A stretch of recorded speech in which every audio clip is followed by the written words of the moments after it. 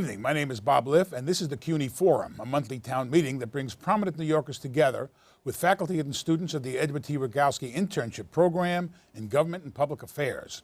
In 1987, as a reporter in the Brooklyn Bureau of the old New York Newsday, I decided to go back and look at Linden Houses, a housing project in East New York where my family had moved in 30 years earlier.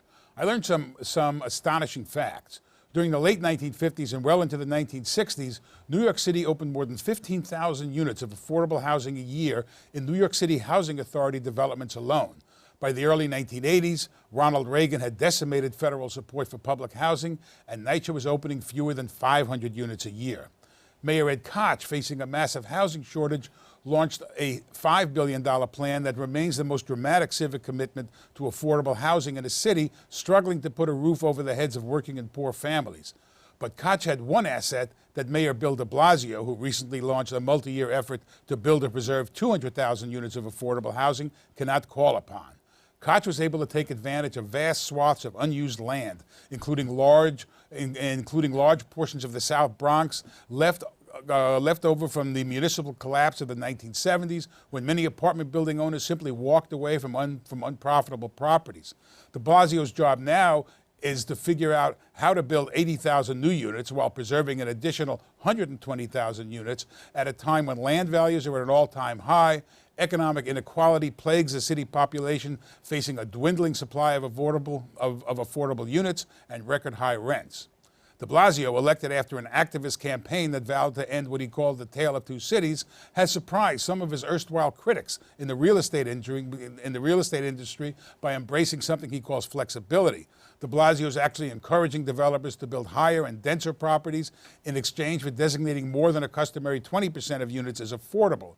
He has eyed neighborhoods outside Manhattan where more land exists, including my old neighborhood in East New York and areas like Jamaica and Queens.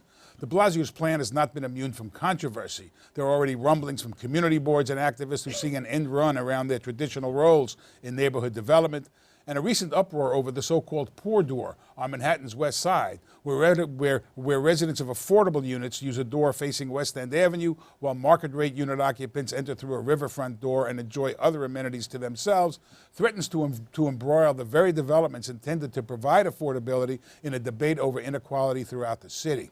We're joined by three New Yorkers at the center of a public debate over how to protect affordable housing in the city. Stephen Spinola is the president of the Real Estate Board of New York. Jumaane Williams is a city councilman from Brooklyn and chairs the council's Housing and Buildings Committee. Vishaan Chakrabarty is a principal in shop architects and a professor at Columbia University. And we expect to be joined shortly by Manhattan Borough President Gail Brewer. Vishaan, let me start with you. A debate over affordable housing has moved front and center in the city. Why is that? Well, the city, I think, clearly has a moral obligation to house people across all income spectrums. It's important for our economy. Our workforce needs to live, close into the city. But I also think what all of us love about New York City is that it's diverse. Whether you're rich or poor or middle class, that's what's great about this city, and we have to protect and preserve that. The challenge is going to be not just the affordability issues we have right now, but in the next 2 decades, we're looking at another million New Yorkers. That's going to put more pressure on the system, more demand. If we don't keep up in terms of supply, the city will become even more unaffordable. Steve, it's land, labor, and taxes. Those are the kind of the three major elements that go into development. Has de Blasio surprised you with what I called flexibility? I mean, you guys have had a surprisingly good working relationship with him. We've had a very good relationship. Am I surprised? I'm pleased. I think we knew Bill de Blasio before he became mayor, and we understood him to be, we thought, rather practical, had firm positions on issues, and continues to have those firm positions. But I think he recognizes that if we're going to solve what is clearly the biggest problem the city of New York has right now, and that is providing homes for people of every level of income. He's got to do that along with the private sector to make housing be built, figure out how to preserve the affordable housing, and we need to be partners. The industry can't create the solution by itself. The city of New York, I don't believe, can solve the problem by itself. So we've been having very good discussions with the mayor's people. about what we can do to help. We're going to be talking about the affordable housing plan. It's still clearly being conceived by the administration, and we're optimistic that, you used the word earlier, flexible, this administration will recognize that we need a menu of just about every possible idea to make housing happen. Some of them will work, some of them won't work, and the ones that don't work, we ought to throw out. But the ones that will work, we ought to build on and make it happen, and get more people to do more of that. So yes, how do you build housing? You build it with, you need density, you need land, you need reasonable construction costs and labor, and we need to figure out how we do that. And I think this administration is determined to do that. We're joined by my distinguished borough president, Gail Brewer. Thank you. Giovanni, let me ask you, when he talks about affordable housing for various income levels, the definition of affordability is, I mean, are we talking about working middle class people? Are we talking about the poorest of the poor? How that mix is something that really hasn't been fleshed out in any way. I think that's actually one of my main things, is what is affordable, because I hear about a lot of affordable projects that come before the city council, and they're pretty high, 100% of AMI, 125% AMI. Of average median income, Yeah, which is the measure by which you define things. And it's much higher than I would consider affordable. So I try to use, or what people are thinking of affordable who actually need it. So I try to use income targeted housing so that we can get to all the income bands. Because we have to get to the 40%, we have to get to 30%. We can't hover around 100, 125%.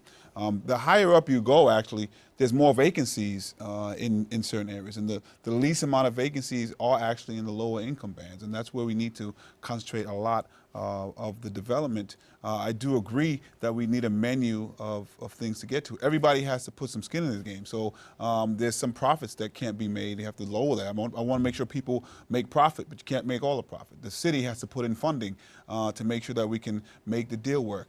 Communities are going to give up some upzoning and some density. That just has to happen. But it has to happen in a way that doesn't fundamentally change the character of the neighborhood, so those neighbors have to be part of the discussion.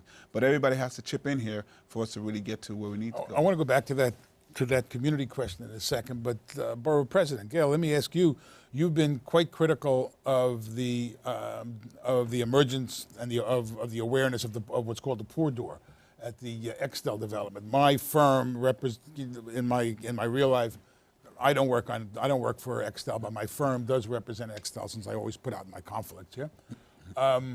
Is this bringing an inequality debate broadly into individual developments? Are we going to see more of that?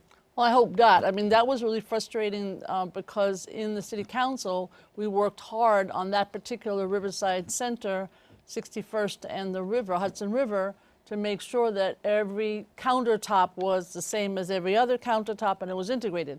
There is, within the inclusionary zoning law that de Blasio and I don't know if you were in the council. Luckily, I was not. Oh, we didn't read 114 pages, and it was in there that there's a segmented portion depending on how the building is constructed, which meant that in this particular situation, all the work we did to integrate the countertops and the apartments and so on was trumped, overridden by this part of the inclusionary zoning that says if it's, to be very technical, one zoning lot, then you can actually have 2 elevator banks and 2 buildings, It is, by the way, lots. this is one we can't blame on Trump. I mean, Right. I use the word Trump. I mean, I love blaming Donald Trump, but this actually is not. Donald Trump did a great job. He integrated all his buildings, I want to add, in terms of rentals. They that were right? all integrated in terms of market and affordable. So we do not want more 2-door, poor door buildings. And I think The trade-off, though, let me ask you, just because I'd like to hear from both.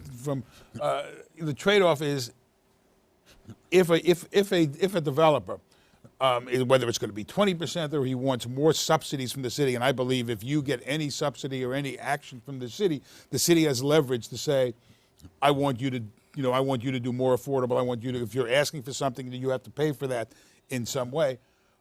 If you have a developer who feels that he's marketing high-end apartments, is it that much of a burden to have that segmentation, segregation, separation, whatever word you want to use? I mean, the reason that this is so challenging is traditionally we've had rental buildings with rentals that are market and affordable and all levels. And then you have a integrated countertop and building and shared, daycare. Now you have a situation which is new to me anyway, where you condo, condo, condo. I would prefer to have more rentals. We need, de Blasio says 200. We need 250,000 more rentals, period, in the city of New York, affordable and not, because we have another million people coming in, which is a good thing to the city of New York. We need rentals. So unfortunately, I would be focusing on we need buildings that are rental, because what happens is when you have condos, then the condo owners don't want to integrate with the rentals or with affordable co-ops. So this is a new business model, I'm afraid. So I think we really need to push people, developers, to do rentals, high income and moderate and low. That's what I would prefer. I just want to make sure, I'm And still, one door. I would still believe that most situations, separate but equal is still not equal. Like, there's going to cause some inherent problems there. So I think it's unfortunate, and I understand. Sometimes you get the building code of 2,500 pages. They dropped it on council members' laps and expect you to vote on it within a day. So sometimes those little things will get lost, and this is unfortunate. But it's not acceptable for the city to be subsidizing separate but equal doors that are going to be broken down in class and probably race, actually. It's both the same kind of question about the trade-offs involved here. I think you have to look at why this happened, okay? This happened because they made dramatic changes to 421A program in 2007 and 421A is a 2008. tax benefit you get for new construction. And at that time, you were able to build affordable units anywhere in the city of New York and buy certificates. You would take those certificates and you would apply them to a luxury condo in Manhattan. In other words, you could build a luxury condo in Manhattan if you built affordable units in And Brooklyn. you can or build it somewhere and else. you would get tax And you could build them abatement. off-site. And you can build, they would totally be off-site. And the decision was made by the previous administration that they wanted to get rid of the certificate program. But at the same time, they made the decision that we would still like to take advantage of the luxury condo market and in effect let them help subsidize low-income housing. So the decision was, through the inclusionary program, and 421 comes into play with this, that there would be a decision that you can build I believe you're building two buildings. Legally, it is being called one in order to have a tax break. You have, as Gail said, you have the issue of a luxury condo that people are paying very high numbers, and I think it's a difficult issue to suggest that we're going to also put low-income rentals, almost any rentals, into the luxury condos. And so the decision was, okay, you build the two, in my opinion, two buildings, but you make them one legally. You use the facilities of the luxury condo to subsidize the low income so that the heating system, the boilers, the things like that are being paid for and will always be paid for by the luxury condo. And the affordable units that is being built, I will say it next door, will be permanently affordable forever. Which is a change. Which is a change. And then if you condominiumize the low-income building, you can then utilize a existing city program which would allow them to lower the taxes for that one condominium, which is for the low income, and bring the taxes down so that a not-for-profit could continue to operate the low income forever, while the luxury condominium owners have agreed in their offering plan and signing that they would continue to subsidize the low-income units. Now, I believe if under the old plan, people were building these buildings somewhere else, wasn't even in Manhattan, wasn't on the block. We have economically integrated the block. We have economically integrated the neighborhood, as we do with 80-20 projects, where we economically integrate the building. 80-20, meaning 80 market rate, 20% affordable. And they have traditionally been rental. But the market has shifted recently to more towards favorable towards building condominiums, in part There's a significant tax hit on rental apartments, more so than, believe it or not, in condos that go up. And so people have built luxury condos, and there has been a couple. By the way, this is not there's not a ton of projects waiting to do this. And I will There's a also, couple, Well, it's more There's a than a few. couple. there's a No, no, no. couple, but it's not a lot. And right now, we may have a little too many luxury condos on the market. So I'm not sure that we're going to be seeing, and it may be shifting back, hopefully, I would love to see more rental. Then Yes, I, and hopefully it's shifting let me back just to get more let me rental. just get Vishen in. Well, just 2 points. One is our firm is designing Hunters Point South, which is a 900-unit, 50-30-20, so 50% market, 30 middle class, 20%. And that middle class is defined by the average median income. Right, which is more in the band the council member Right. was talking about, but that 20% is more at about the 60% AMI level. But there's no poor door there. Everyone goes through the same door. We're doing Domino for the Walentis family. That's also fully That's on the Brooklyn That's waterfront. fully integrated, largely rentals, right? And we're doing Atlantic Yards, and that's also integrated. And there's no reason we can't do this. I think it's a social abomination, the idea that, one of the great things about our city is that, executives and custodians take the same subway to work every day. And It's there's what no makes first it- and it's there's no what makes- first class subway It's car. what That's right. makes us, the city that we are, and it's so different than so many places in the world. And so we need to hang on to that. The point about the condos, I think it's important for everyone to understand, and Steve touched on it as well. We never expected the kind of condominium development we saw in the last decade. I worked for the first term in the Bloomberg administration under Amanda Burden, and when we did all the rezoning around the High Line, for instance, then Housing Commissioner Donovan had structured a 28% affordable housing plan, and what you saw come up around the High Line, which totally caught us all by surprise, was an enormous amount of condominium development, and that was driven by a number of things. Construction costs had gone up. Construction financing had eased up, so a lot of new people entered the market. The older developers typically want to build rentals. It's a lot of the younger kind of, I want to get in and out quickly. It's a different mentality. They had access to construction capital, so they were building condos all of a sudden. And you had this boom. I mean, we had, between 2000 and 2010, the number of toddlers in Manhattan went up by 40%.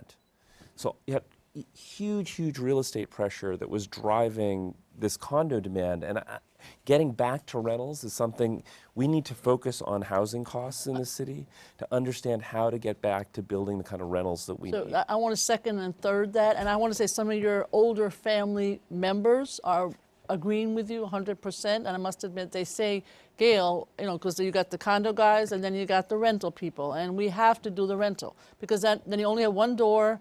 You have the kind of building that Trump built, which were all integrated just like yours, and we really need rentals. There's a lot of things unique about New York City. One of the things is 66% of the people that live in New York rent. Correct. 33% own. It's just the opposite of the rest of the country. But a few things you said earlier, I want to make sure unpacked also, because building off-site has its own problems. And so when we give the developers any kind of breaks and they're allowed to build off-site, you continue the pockets of poverty in New York City that has been problematic. So we definitely can't go back to that model. And we have to have a model that doesn't have a segregated system in the building, because that obviously causes its own problems, and it just definitely should be unacceptable. And so we have to find a model that works, and I think we can. We always have to look at the money. Somebody's making money, that's why they're doing something. And I'm glad you pointed out, because a lot of the condos, condominiums, and luxury apartments that are built, a lot of them are still vacant. I'm not sure about Manhattan. I know in Brooklyn that's the case, and in the outer boroughs. Whereas the apartments that I'm talking about that are needed, they don't stay vacant very long. And we have to really focus on where the need is. The need isn't on the higher echelon of the income band. We have to build it. I understand that, and that's going to be part of what's used to subsidize the lower income band. But where the need is where the government should be focused on. Yeah, let me take this a little bit, because we're talking about Brooklyn, and I heard of Brooklyn. yes, I know you have. And this I has like jumped out at The world has. this has jumped out at me because it involves East New York, which is where I was raised. The mayor, the only neighborhood that the mayor is specifically identified, as far as I know, is saying is kind of ripe for the kind of mixed income development is East New York, where there is a lot of empty land and low-rise land, and it's on the end of the number 3 train, where we grew up calling the New Lots line.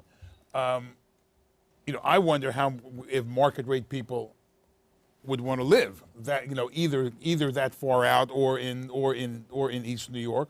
Although I suspect the market would be a lot lower than a market rent out there would be a lot lower than a market rent would be on Riverside. Talking about targeting neighborhoods outside Brooklyn, you raised the point of communities wanting to be involved. The mayor is kind of undercutting that to some degree in saying I want to be able to build higher and denser without necessarily going through community boards, going through that process. Well, one with the mayor's plan, one thing I like is, unlike Bloomberg, out of the gate, he's recognizing that we have to preserve more than that we can build. So that's a great part of the plan. And that's kind of a gentrification issue. Absolutely. Right. So I'm glad we're trying to focus on preserving. We never can outbuild ourselves, build more than we're losing. With the East New York issue, I think, first of all, any project that's built needs to be mixed use. I don't like projects that have all low income, all market rate. I think we have to kind of spread people around the city.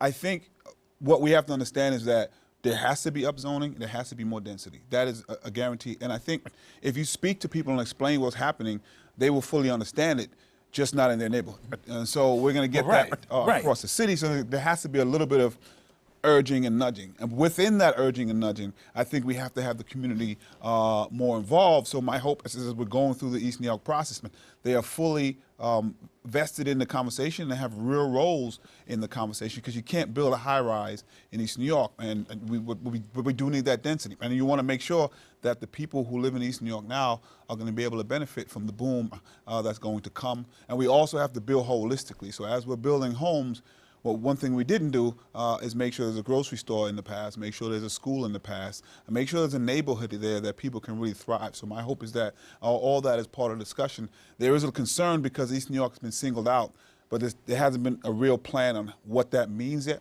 And I think as the plan unrolls, hopefully some of the nervousness. This is the only neighborhood that I'm aware that because, he's actually mentioned. as you mentioned, the land is where the problem. I think other neighborhoods are mentioned, but there's just a lot of land. There's not much land left in New York City, East New York, and that area definitely. Well, there are 15 neighborhoods that have been mentioned. So I just want to say about preservation, though, we're losing Mitchell Lamas. If you want to talk about the lack of preservation. Mitchell Lama was a mortgage subsidy program that basically dating back to the 1950s, I believe, that allowed the construction of tens and tens of thousands of affordable, basically co-op units. Co-op and rentals. And just last night there was a 1,400 unit Mitchell Lama co-op that decided to buy out just by 10 votes. So I think we're not doing enough to make sure that there is enough financing and affordability and something as a carrot to keep these Mitchell Lamas in the program. I have another rental in Manhattan, 400 units. The owners are going to buy out. That's a rental. The owner can buy out as soon as he pays off the mortgage. So I'm all for preservation. I've been doing this work for like 40 years, but we're not doing enough to save some of the preservation efforts. We lost 100,000 rent-regulated Manhattan in the last 10 years. So we got to really up the ante on the preservation efforts. I just want to, on the rent regulator, I want to come back to you because you've talked about the ERSTAT, but in talking about the mayor's flexibility, just today, and this is today meaning the day that we're taping this, talked about extending, lowering the bureaucratic hurdles that developers of affordable housing will have to go through, allowing them to self-certify, not having to jump through as many hoops as now. Is that another example of him trying to push this ahead against what is a difficult regulatory process? I think the mayor ran somewhat about his desire and his willingness to cut red tape and move things along for small business. And when you think of affordable housing, a lot of that is done by some of the smaller developers around the city of New York. And you cannot go and get ready, get your financing in place, have your plans, and go to HPD, and you have to wait as much as a year for them to review plans as to whether or not you meet the letter of the terms and so forth. So his announcement today, or I should say, Commissioner Bean's announcement today, the Housing Commissioner, that they were going to allow a self-certification subject to audits so that you won't have to wait this period of time. And right now there is a serious backlog. I mean, I get calls from developers saying, we're there 6 months, nobody is doing it. We would go to HPD. Their answer would be, we don't have the staff. You know, we'd like to get to it, we don't have the staff. So this is a very important announcement, and I think it's an indication of other things that could be done. And by the way, you know, if somebody, if they do the audit, or if there's a reputation of somebody whose reputation isn't great, then HPD should be weary of approving it or auditing it right away. And if somebody does something wrong, go after them. I mean, if you teach a couple of people a real lesson, then you're going to find less and less people playing games with what the rules are. SHOP is involved in some of the largest developments in the city. I mean, what do you think? We experience this all the time, right? And you know, to me, one of the most fascinating part of the politics of this is that to actually do this right and get more affordable housing in our city, we're going to have to understand that that's going to require deregulation. And that is a kind of, it's a paradox. But the fact is that, you know, we have to loosen up, I mean— Deregulate what? Well, this kind of thing in terms of how we how we scrutinize these plans. There's no question. There's an enormous backlog to get, you know, these kinds of plans approved. But beyond that, in terms of zoning regulations, for instance, we have all sorts of things about setbacks and all sorts of mandates that just make housing more expensive. And we've got a lot of very good professionals in this city that can, you know, you give them the goals and we'll figure out how to self-certify against the goals. But right now, we know, as we have to build this stuff, what is driving up costs. And some of that is also density. I mean, we talked about density. I mean, the price of land, fundamentally, if you can amortize it over more density, we don't have enough developable land, as you were saying earlier, and so we're going to have to go denser in these places. And so, to me— higher and denser higher and denser in certain places. I would say in exchange for including more affordable housing. Absolutely, and I would say especially in transit-oriented locations. And I also think we need to think about not just the housing, which is obviously critical, but as was mentioned, schools, grocery stores, but also where are people working? How are they getting to work? Right? And so all of that has to be thought about together, and I think density is the key. Queens, I still think, is the borough that has the most amount of available land near mass transit where we can support that. I do work with Jamaica, and there's a lot of activity in this area. Right. I always point to Queens Boulevard. FAR, which is fair Floor area ratio. And so Queens Boulevard, which is, I believe, the widest boulevard in the city of New York, has a floor area ratio of 3.5 or maybe 5. Now, that means that if your plot is 100 by 100, you can go up 3.5 times up in the air, basically. You wouldn't do that. You'd set back and you go taller. How are we allowing this area, subway line underneath? Four subway lines run under Queens Run Boulevard. underneath it. And you can't allow a 3.5. Developers, the ones that want to build the rental apartment buildings that are my members, they're not going to cross over the bridge for a 3.5 FAR. And you know, we ought to do it carefully. I'm not saying we put 60-story towers there. That's not going to work. But you know, get to be 10 or 12 it would be something that would be attractive for people, and it's happening elsewhere. The rezoning that was done in the previous administration for downtown Brooklyn has resulted in significant high-rise development in downtown Brooklyn. Long Island City waterfront has brought a new neighborhood. So density works, and density also helps you find solutions for transportation.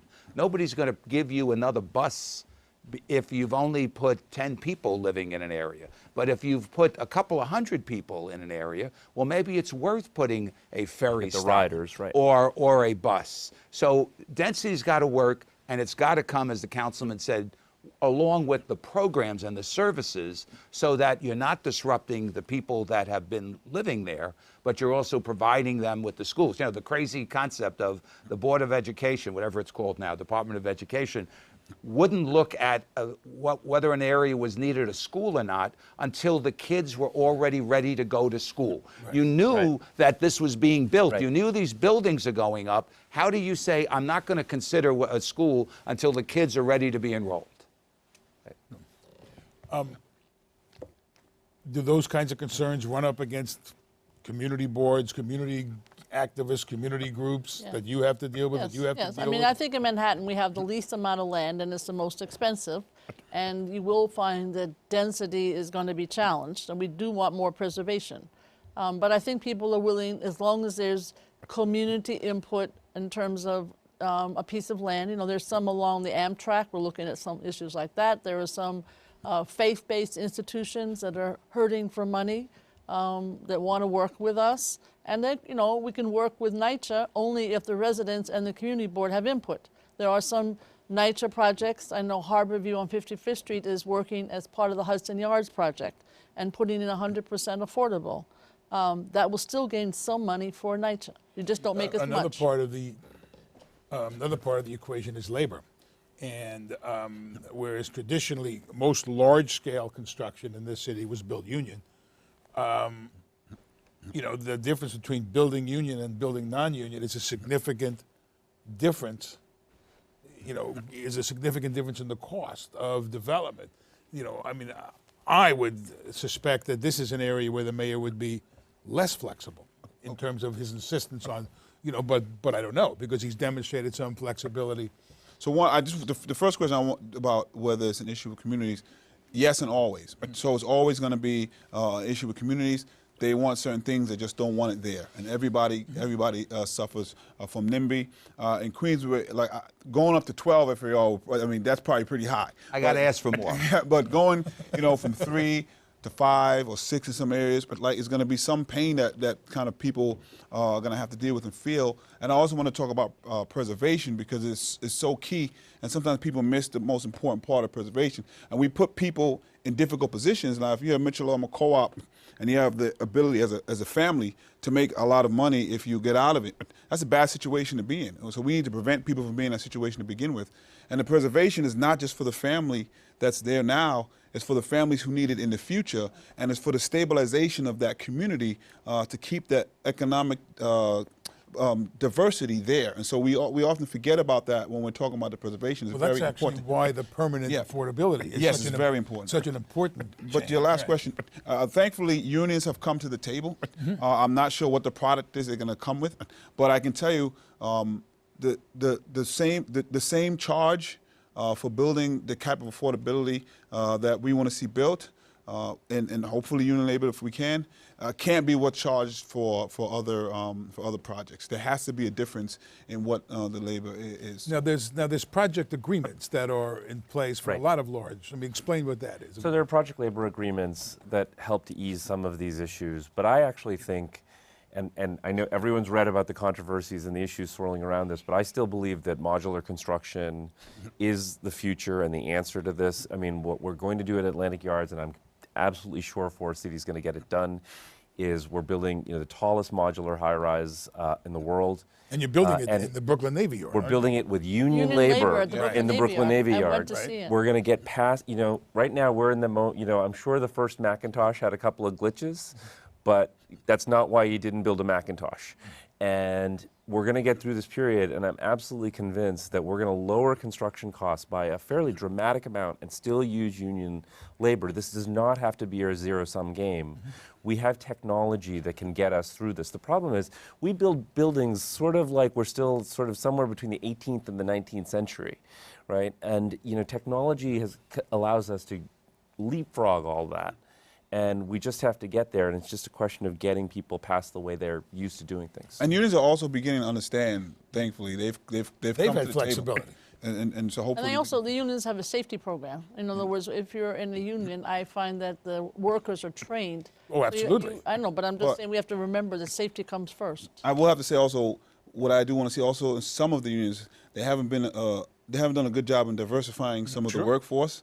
So I want to make sure that actually. I will say also, you mentioned the Macintosh. You realize, I don't want to say we're getting old, but some people Macintosh is ancient history. Right, you have to So- say a Mac or Right. I'm sorry, right, and that, right. sorry, I was saying that because it's important as we have this boom in building affordability. I just want to make sure that every segment of our city has the ability to benefit from that. When we look at this question of permanent subsidy, what does that mean? How does that work? I mean, traditionally you had units that could be turned over and would kind of leave the affordability, kind of along the lines of what we're talking about, the units leaving the rent protection.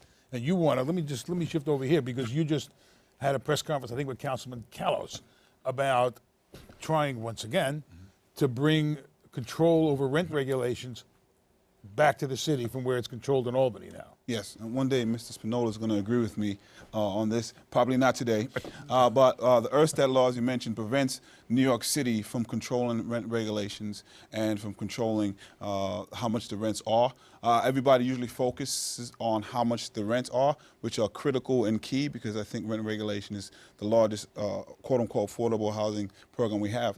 But alongside that, just as important are the protections that it gives, like automatic rent renewals. There's something called a warranty of habitability, which means your place should be habitable to live. That allows you to enforce that without being a fear of being evicted. So there are protections that come with that are not in the debate that are significantly important. And we don't have the ability to manipulate that. There are people in Albany who have no rent-regulated apartments in their building. They do get a quite bit of money from landlords to keep the laws sometimes favorable, too favorable. And I just want to add, we have lost in Manhattan in 10 years, I said earlier, 100,000 units of rent-regulated housing. And we're not That's a gonna lot go of back. people. The Well, obvious. I got to go back to the history. The rent regulations were created because of temporary shortage of housing after World War II. So the result was we're going to come up with a solution. We're going to create rent regulation. So 60 plus years later, this solution of rent regulation has done nothing to ease the housing shortage in the city of New York. It's a fact. So we can pretend that rent regulations is going to solve the housing shortage. It is not. We need to figure out other solutions. Now, as I told the councilman today, we would not call for an elimination of rent regulations overnight, but we do believe that since this is a program that basically has over the years discouraged significant new housing from happening, there is concern that if new housing gets built, and all of a sudden a legislative body, wherever that may be, whether it's in Albany or in the city council, decides that they're going to take control of that and put new rent regulations on it, why would somebody make a decision to invest? You know, in Boston used to have rent regulations. The state of Massachusetts had a referendum. They decided to outlaw rent regulations. Boston ended its program. There's been an increase, an uptake in building of construction. There was concern over some poorer people having difficulty, so the state of Massachusetts created a program to help low-income people transition into other housing, and it was significantly underutilized because people were not eligible to meet the income level. And so we shouldn't be pretending right now there's 140,000 units of rent-regulated apartments that are occupied by people making more than $100,000 a year. There's 40-somewhat thousand units of people who are making more than $150,000 a year. So and there are many people, I can't get this number, who not only live in a rent-regulated apartment, but own a second home somewhere else. So we should be subsidizing someone so they can afford to have a second home wherever that may be. Doesn't make sense. This is a lot of stuff you just said here, right? So I want to. We can debate this, and But this is a whole other But no, story. but we because will. one, to say that it didn't solve the housing problem, meaning it shouldn't have existed, is a problem because a lot of these things were there if there's a housing crisis, and we're still in a housing crisis. I don't believe that it would have altruistically fixed itself. I think we would have been in a worse position if rent regulation wasn't there. And we always pawn out the people who you can say maybe are misusing it or maybe it's not who addressed to. There's always going to be a small amount of people who do something you shouldn't. I don't think it's welfare dismantle. Cadillac. Okay, But the last part is even the people who are making $100,000 if they're in rent-regulated apartments, still need the protections that I spoke about. And so that's never in the debate because we're focused just on the rent, which we should be. I wanna but just- the protections go along with it. I just want to add so strongly, the fact of the matter is, and you know this, Steve, a lot of the buildings are both co-ops and rent regulated. So there is a base of support in terms of the building itself. There's a lot of funding coming into that. Number two, the folks who are in rent regulated housing stay there, thank God, for a long time, and they are the civic backbone of the neighborhoods. When you have families, and I know them all in Manhattan, who go from one market to the next market apartment, they don't stay in a neighborhood long when the rent gets jacked up. Now, I don't know about Brooklyn, but that's what happens in Manhattan. And there's You- rent-regulated apartments that are $2,000 and more. So. And you need to have that kind of stability. They can't all afford to put the money up for the co-op. So there are so many aspects to the rent regulated that are not just about the money, but about the stability of that neighborhood. But we should, I mean, almost every economist across the country has determined that it actually brings overall city housing prices up. And that may, I mean, that's not the same issue as creating the kind of neighborhood stabilization you're talking about. But if we care about affordable cities, we have to understand that usually when we try to set price controls on rent, we actually make the city more expensive. I mean, we can have this debate. right, because this is a different I debate. And have he didn't very- talk about the protections still. I have Well, the such- protections are important. I mean, that's civic, yes. civic participation is also important. Sir, let me tell us your name and your campus, please. Hi, my name is Stenio Jean-Gilles. I go to John Jay. I just wanted to ask a question about the so-called poor door. Because when people buy airline tickets, first class are expected to get better amenities than those sitting in economy classes. And we never complain about that. And I just wanted to know, why should we complain about those people who are getting the poor door versus those people who are paying more to get into the expensive, higher class doors? I mean, I would start by answering that when I go on the airline, I know kind of what I'm getting and I'm not desperate. I know I either can get either one. If I'm in the low income section and my kids are going to the same school as the kids who are wealthy, and then they come back from school and they go to two different doors, those are the kind of issues. Again, I am really concerned about how we build our city. And I think that's not good for our city. I know so many buildings where everybody's integrated. They've been built. The rental buildings where you have high income and low income, you don't know who's in what apartment. So it's very possible to do economically as well as socially to have both. And for housing, I think you need one door for all the reasons that I just listed. Those kids could come home and one could live across the street in a low-income building, and the other one lives across the street in a luxury building. So the concept and the 80-20 program, which my organization pushed through, and I've pushed my developers Yeah, but if to those kids- because of economically integrating. That those works. buildings. But if those kids... But to suggest that that we have units that are, let the tests happen. Let's find out how many people will be lined up to go live in what I believe will be a wonderful lobby, a wonderful elevator bank, and wonderful apartments, thanks to you in part because of the materials that are going to have to be used and similar.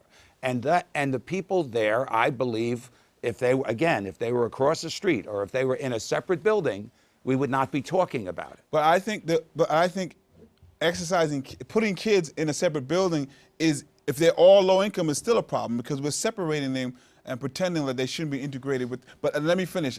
The other thing is, I would be worried about comparing an airline ticket to a fundamental right such as housing, which has a lot more social stigmas attached to it, and it is a fundamental need. So that concerns me a little bit about that comparison and how society views people who live in certain areas, people who live in certain buildings, and live in certain neighborhoods. So that's important. We can't compare those two things, and we can't then say we're going to separate you in terms of race and class and pretend that that's going to have no impact. We've tried certain experiments like that in the past. It didn't work out too well. yes, ma'am. Tell us your name and your campus, please. Hello, my name is Mariam Mejia, and I go to Medgar Evers College. In terms of proposed affordable housing developments in East New York and other sites in the outer boroughs, are we running the risk that poor and middle-class New Yorkers get segregated to the farthest reaches of the city while wealthy New Yorkers occupy the city center? Can you repeat the first part? Well, she's saying since, is there a sense that if we're trying to push affordable housing into outer borough neighborhoods, are we in essence segregating the city by pushing poorer people out and keeping, does Manhattan become the rich borough? But speaking as somebody from East New York, I actually think that was a pretty good neighborhood to grow up in. But that's a It's separate. not going to work if it's only poor housing. Yeah, you can't. The city is Well, segregated she said now. poor. She We said have- poor and middle class. Yeah, we have middle class. We have New York City is just segregated, and probably one of the most segregated areas. It's Like, economically segregated Yeah. as well as. And so what we're trying to do, I think, is reintegrate it. So, like, I think we both agree on, it's not going to work if it's all middle income, it's all low income, all high income. We have to economically spread it across the city. So the programs, the projects I'm thinking about trying to support and push, I don't make all the decisions, are the ones that are going to be integrated across the city to take away the pockets of poverty that we've seen. I totally agree with that. I think we also have to remember, we now live in a city where there are people who live in Brooklyn, work in Brooklyn, and go to Manhattan once every 6 months. Go Right? to the city. Right, because We used they to talk don't about even, going to the city. yeah, right. I mean, they don't. That hub and spoke model is an old model. It's really breaking down. The what and spoke? The hub and spoke, where there's a hub and then everyone sort of comes in and out of a central business district every day. Well, there are all these people going to work in the suburbs. How people? Well, but people are starting businesses in Brooklyn. The same thing can happen in Queens, and the Bronx, and St. George. There's no reason we can't spread the idea that all 5 boroughs are great places to live. The other thing I just say is, compared to the cities with which we compete, London, Tokyo, we're much, much less segregated than those places. There are huge zoning controls over places like Clinton, and Yay, Clinton. Right, we still Special have district. the Clinton special district, and we still have a much more integrated city than the cities with which we compete. It's unfair to say, well, we're not, we're more segregated than Baltimore. Well, yeah, Baltimore has a pretty different set of dynamics going on in it than any global capital like New York. I think we have to worry more about gentrification in all 5 boroughs and how we can plan for that, which would mean doing some of these developments that are more integrated. Yes, sir. Jeffrey Rousseau, John Jay College, Criminal Justice. So I'm just curious. Yesterday, Mayor de Blasio signed an executive order to increase the living wage for workers inside city-subsidized developments. Wouldn't we be better off focusing on raising the standards of living in New York City rather than lowering rents and property values in a free market? That's a good question. Does anybody want to tackle that? Yes. I mean, it's part of his commitment to attacking inequality is in fact the rise in the kind of living wage calculation. Go ahead, Steve. We have some concerns over the proposal, and the flexibility. The administration has indicated willingness to work with us on how it's enforced. Because under this plan, if if the city provides a non-as-of right, meaning a discretionary incentive for a project, then anybody who is getting a portion of that benefit, Even if you do a department, a shopping center and a shopping center and a store in there, then they have to pay all of their employees, quote, a livable wage, and I think the mayor has identified it at $13.25 or something like that. $13.13. And so the problem it raises is, okay, so you're in an office building or you're in a mixed-use building. There's a retail store. The owner of the building says, here's the lease, and it says you have to agree that you're going to pay this $13.25 or whatever the number may be adjusted to, and so they don't, and somebody makes a complaint. Well, who do you go after? And this is a question that I don't think anybody knows the answer yet, because how does the owner enforce it to this retail chain? Does the city have any legal right to go after? What's the penalty? And these are concerns that we have in terms of the implementation. What about the underlying issue? What about the underlying issue that if you get a subsidy, that again, if the city gives you some incentive, that they have leverage over you? Now the question is, does that leverage over you, the developer, extend to the person that you kind of subcontract? But what I don't get then is, so I work in a Starbucks in a city-approved development, and so my wage has to be higher than the person who works in the Starbucks across the street? Yes. Yes. That's the part that doesn't make any sense to me. We have this project in Australia, and the minimum wage across the board in Australia is $18 an hour, right? And I think that's what we need to focus on. I think it's really dangerous to cherry pick, right? And say, well, you know, if you work in one place, I mean, it just doesn't make any sense. But How's that fair? I would agree with something you said earlier. Let's try it and see what happens. Because we've tried giving the assistance to not to the people building.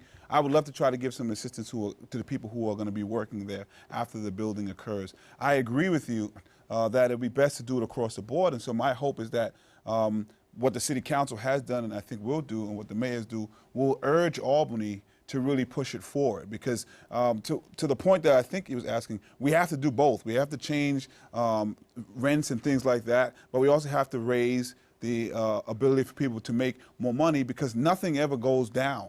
This cost never go down. It just goes up slowly or goes up fast. So we have to make sure the wages are up to that, and that's not happening. And every time we go to raise it, it's a difficult issue. But I agree that Albany should be the one to do it blanket. Well, except that the mayor asked Albany for the right for the city to set its minimum wage.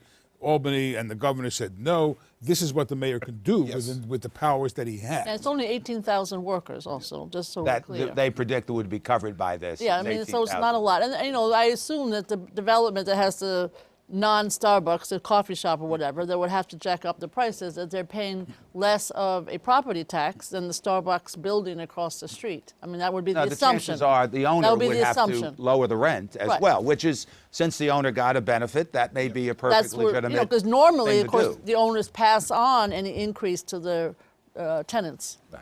Yes, sir. Hello, my name is Joseph Schofield. I'm a third year at CUNY Law. And so my perspective there is that as a law student who's defended eviction proceedings in Brooklyn Housing Court for 2 years, the majority of the tenants we represented having lived in rent-regulated apartments, it's hard not to take exception to the characterization of rent-regulated tenants as people who have homes out on Long Island, people who have, you know, who that's not their primary residence, who are making above the amount of income that they should be allowed to be making. And so in my experience, when we were defending these eviction proceedings, we were defending them not because that wasn't their primary residence, but because they were being harassed by their landlords. So I guess my question to the panel is, how do we respond to what I hope is in a minority of cases, but what's an economic model that depends on unlawful behavior toward rent-regulated tenants? I mean, and thank you for bringing that up. And by the way, there's a problem because tenants don't automatically get an attorney. That's a whole nother discussion. I think people losing their homes should have an attorney present. So I'm glad that he is doing that. But what is good about what Mrs. Spinola said is that it creates great optics and great reading, but it doesn't really address the large majority of people who use rent regulation. So the 40,000 people he mentioned is out of 1.1 million. And the people who may have a second home is even a smaller sliver of that. And I always say, there's no program anywhere in the world, I think, that you will think about, whether it's housing or not, that doesn't have some level of people doing things that we prefer them not do. So when you put Mia Farrow up there, everybody's going to think that everybody in rent regulation is Mia Farrow. She's not there anymore. But that is the vast majority of people who are in rent-regulated homes really need that rent-regulated home, in addition to the protections that rent regulation provides. I make the point. You could take exception to it, but the truth of the matter is, then would you support that if somebody has a second home, that they should not be getting subsidized? I would not. In the city of New York. Well, I'm saying that right now, It so- doesn't make any sense to me. But I'd also like to that's see the okay. books of some of the landlords who would never open up their The book, you know, well, then we're getting into another story Right, of this is- there is still private property. Yes. And too much of the arguments that could be made about rent regulations move the question to a taking situation if it's the sole purpose of basically taking somebody's land and saying we're going to decide where it is. Right. We don't believe that's going to be the case. The cases have not been there. But I believe let's clean up the system, because if we were able to get rid of people who aren't, no matter how few they are, then it would open up opportunities for others, or raise taxes for the city of New York to provide greater benefits. I'm saying my neighborhoods in Manhattan, all it would do is up the rent to over $2,000 and over $2,500, and they would end up being market, and then you only have students or people there for a short period of time. We have got to find a way. Anything that deregulates is a You've problem. got to have a way to keep these neighborhoods stable, because very wealthy people, understandably, do not have a lot to do with the neighborhood, and I understand that. And low-income folks are often working 2 or 3 jobs. That middle-income community is who's in that rent-regulated, and they are the backbone of our neighborhoods. Co-op and rent-regulated. Yes, ma'am. Good evening. My name is Lilia Markilova, and I'm a student at the City College. So you mentioned construction of the new buildings with the 50, 30, and 20 percentage, right, which is great for the middle class. But my question is that what can be done in the buildings that already exist, because programs like 421A only exist for a particular amount of years, and then as you mentioned, the prices when they hit the threshold of 2,500, then they right away hit the We market. only have a minute left. Who wants to? I mean, I would say in one word, preservation. I think you're talking about existing buildings, and that's where preservation is the key. And we have to make sure whatever programs are in, whether it's Section 8, Mitchell-Lama, or rent regulation, they're preserved, not just for that family, but for the community at large and the people who come after. Yes, go ahead. And I would say one word: supply, supply, supply. The only way to get rents down across the city is to generate more supply. If you look at San Francisco, it's the cautionary tale we shouldn't be, because you can't build any supply. And I would say more rental and less condo. I agree with that. Oh, my goodness. Why- There you go. A coming rentals. together. Headline. But is it likely? Is that likely more rentals and less condos? I think the market is shifting a little bit now, and I think we will be going back. I think we need the administration to recognize that they shouldn't be penalizing the rental apartment buildings with too high taxes. I was a reporter for many years. I'm getting the goodbye. I always make deadline. Wave goodbye. Thank you very much for joining us on CUNY Forum, and we will see you next time. Thank It's a you. spirited discussion. Thank you. Thank you.